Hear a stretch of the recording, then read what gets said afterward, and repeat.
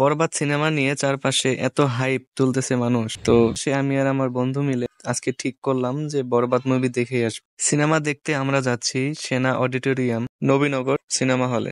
এখান থেকে একটা রিক্সা নিয়ে নিলাম নবীনগর সিনেমা হলে যাওয়ার জন্য।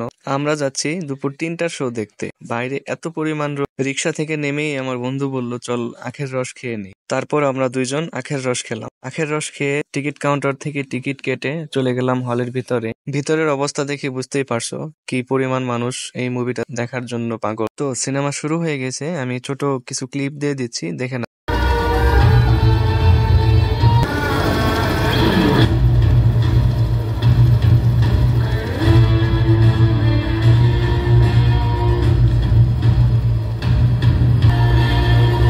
সিনেমা বিরতি দিয়ে দিল, তো সিনেমার পরের অংশ দেখাচ্ছি ভিডিওর দ্বিতীয় পার্টে।